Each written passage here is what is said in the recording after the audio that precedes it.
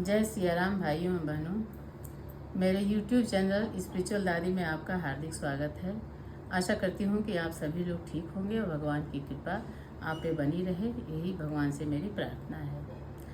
दोस्तों, कल के वीडियो में मैंने दिया था कि तुलसीदास जी संत और असंत से और दुष्टों से, पिछले संत और असंत से और दुष्टों से उन्होंने वंदना की है।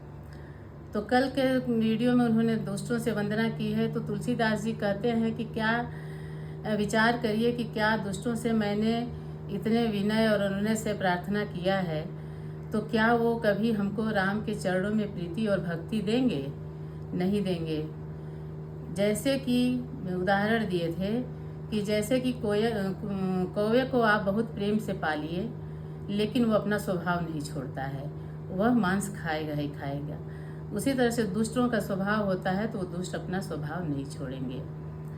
अब आज के वीडियो में तुलसीदास जी संतों के दुष्टों के गुण और संतों के अवगुणों की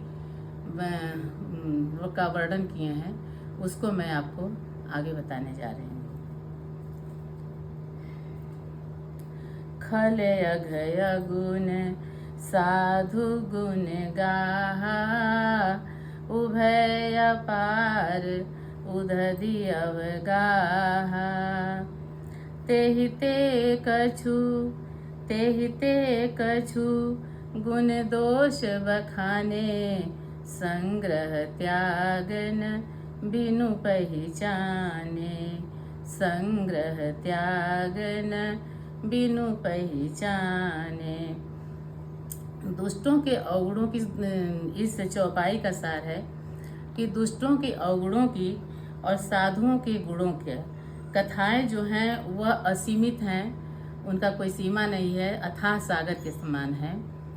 अब उस अथाह सागर में से जो संत होते हैं वो, और चाहे बिना पहचाने उनके गुणों को और गुणों को कभी स्वीकार बिना पहचाने नहीं किया जा सकता है, और उनके दोषों को त्याग नहीं किया जा सकता है। आगे वाली चौपाई इस तरह से है। भले हो पोच सब विधि उपजाए, गनि गुण दोष वेद बिल गाए। भले उपोच सब विधि उपजाए, गनि गुण दोष वेद बिल गाए। कहीं वेद इतिहास पुराना, विधि प्रपंच गुण अवगुण साना। विधि प्रपंच गुण अवगुण साना। इस चौपाई में तुलसीदास जी कहते हैं कि भले और बुरे जो भी इस जगत में लोग बने, ब्रह्मा जी ने जिस सृष्टि के निर्माण किया है, इसमें भले और बुरे सभी लोग हैं। उनके गुण को और दोषों को विचार कर वेदों ने अलग अलग उनको किया है कि उनके दोष कैसे हैं, उनके गुण कैसे हैं, उसको विचार करके अलग अलग किए हैं। क्योंकि ये पूरी धरती जो है दोष और गुणों से सनी हुई है, तो वेदों के द्वारा ही इसको हम अलग अलग कर सकते हैं। दुख सुख पाप पुण्य दिन राति, साधु असाधु सुजाति कुजाति। दानव देव ऊंच अरु नीचू, दानव देव ऊंच अरु नीचू। अमिय सुजीवन माहुर मीचू। माया ब्रह्म जीव जगदीसा, लच्छी अलच्छी रंक अवनीसा। काशी मगसुर सरिक्रम नासा, मरु मारव महिदेव गवासा। सरग नरक अनुराग विरागा, निगमागम गुण दोष विभागा। निगमागम गुण दोष विभागा। जड़ चेतन गुण दोषमया विश्व किन्ह करतार। संत हंस गुण गहि पया परिहरि बारि विकार। सियावल रामचंद्र की जय पवन सुत हनुमान की जय।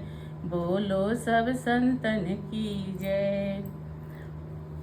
इस जड़ चेतन विश्व में भगवान ने गुण और दोष सहित सबको रचा है, जिसमें कि जो संत होते हैं वह जो है इस समाज से गुण को अपने अंदर धारण कर लेते हैं। विश्व में जो गुण और दोष हैं, और गुण को धारण करते हैं और दोष का त्याग कर देते हैं। उसका उदाहरण जैसे शरीर भगवान बनाए हैं, तो शरीर में भी हमारा गुण और दोष दोनों भरा पड़ा है। इसमें हमको गुण को ग्रहण कर लेना चाहिए और दोष का त्याग कर देना चाहिए। इस चौपाई का, इस दोहे का तुलसीदास जी ने यही सारांश लिखा है। अस विवेक जब देई विधाता तब तजी दोष गुणहि मनुराता। काल स्वभाव करम बरियाई भले हो प्रकृति बस चुकई भलाई। भले हो प्रकृति बस चुकई भलाई। कभी कभी ऐसा होता है कि जो सज्जन पुरुष भी होते हैं, साधु भी होते हैं, तो माया के वश में हो करके और वह अपना गुण खो देते हैं और गलत काम भलाई करने में चूक जाते हैं। और अगर दुष्ट जो लोग होते हैं, तो दुष्ट अगर किसी अच्छे संगति में पड़ भी गए और अगर वो भलाई का काम कर भी देते हैं, लेकिन उनका स्वभाव नहीं मिटता है। उनका स्वभाव जो गंदा विचार, गंदा स्वभाव रहता है, वो उनके साथ ही रहता है। इस चौपाई में तुलसीदास जी ने यही बताया है। सो सुधार हरि जन जिमिले ही दलि दुख दोष विमल जसु देहि। खलहु करहि भल पाई सुसंगु मिटई न मलिन स्वभावय भंगु। लखी सुबेश जग बंचक जेऊ बेश प्रताप पूजहि तेऊ। उघरहि अंत न होई निबाहु काल नेमि जिमि रावण राहु। इस चौपाई में तुलसीदास जी कहते हैं कि जो हमारे समाज में जो साधु घूमते हैं, जो ठग होते हैं, कुछ साधु जो होते हैं वो ठग होते हैं। जो ठग व्यक्ति होते हैं वो साधु का रूप बना करके घूमते रहते हैं, लेकिन ये साधु का रूप उनका बहुत दिन तक नहीं चलता है। किसी न किसी कारण से, किसी न किसी गलती से यह उनका रूप उजागर हो ही जाता है। जैसे कि काल नेम का, राहु का, रावण का उजागर हुआ था।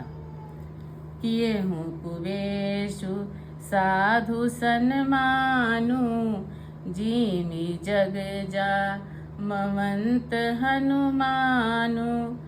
हानि कुसंग हानि कुसंग हानि कुसंग सुसंगति लाहु। लोकहु वेद विदित सब काहू। बुरा वेश बना लेने पर भी साधु का हर जगह सम्मान ही होता है, आदर ही होता है। उदाहरण दिए हैं तुलसीदास जी, जैसे जामवंत जी का हुआ, हनुमान जी का हुआ। गगन चढ़हि रज पवन प्रसंगा कीचहि मिलई नीच जल संगा।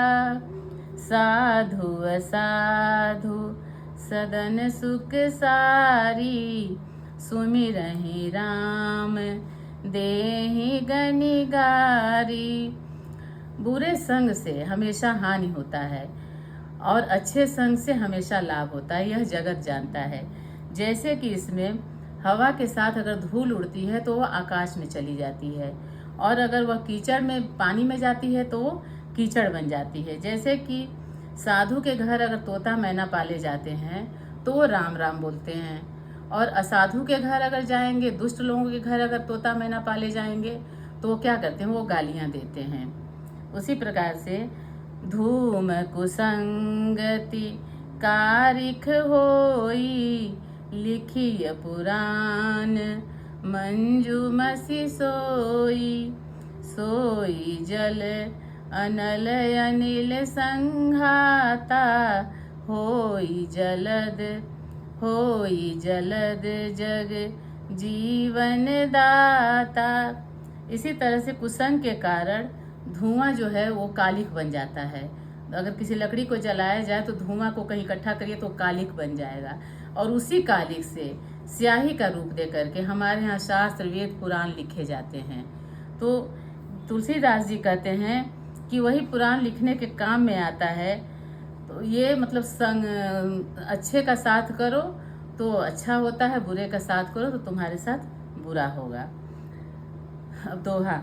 ग्रह भेषज जल पवन पट, पाई कुजोग सुजोग, होहि कुबस्ति सुवस्तु जग, लखहि सुलक्षण लोग। सम प्रकाश तम पाख दुहु, नाम भेद विधि कीन, शशि शोषक पोषक समुझी, जग जस अप जस दीन। जड़ चेतन जग जीव सज्जता, सकल राम मैं जान, बंदौ सबके पद कमला, सदा जोरी जुग पान। देव अनुज नर नाग खग, प्रेत पितर गंधर्व, बंदौ किन्नर रजनिचर, कृपा करहूँ अब सर्व। तुलसीदास जी बोलते हैं कि जगत में जितने जड़ और चेतन जीव हैं, सबको राम मैं जानकर मैं उन सबके चरण कमलों की वंदना करता हूँ कि वह मुझे राम के चरणों में प्रेम दें और प्रीति दें। अब इसके आगे मैं आपको ये ठग का जो है कि जो ठग वेश में जो हमारे यहाँ साधु घूमते रहते हैं उसके बारे में मैं आपको एक कहानी सुनाने जा रही हूँ। कहानी नहीं, एक सत्य घटना है। ये हमारे गांव की घटना है कि पहले गांव में जो था, ये साधु लोग घूमते रहते थे, आते रहते थे, छोटा मोटा मंदिर में सत्संग कथा वगैरह कहते रहते थे, यज्ञ भी कराते थे। तो एक बार ठग साधु थे, वो आए और उनके साथ उनके 3-4 शिष्य भी थे, लेकर आए।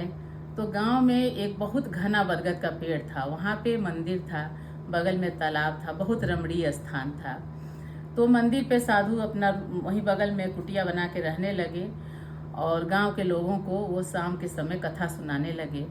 जब शाम होती थी तो कथा सुनाते थे। तो शाम के समय कथा सुनाते, जब कथा समाप्त हो जाती थी तो उस समय वो भगवान से ऊपर हाथ करके कहते थे कि हे प्रभु अब प्रसाद दीजिए भक्तों में बांटने के लिए। तो ऊपर से 8-10 लड्डू गिर जाते थे। तो गांव के लोग भोले भाले होते ही हैं, वो सोचते थे कि अरे ये तो बहुत सिद्ध महापुरुष हैं, इनके अंदर इतनी शक्ति है कि ये ऊपर से ये लड्डू गिरा दे रहे हैं।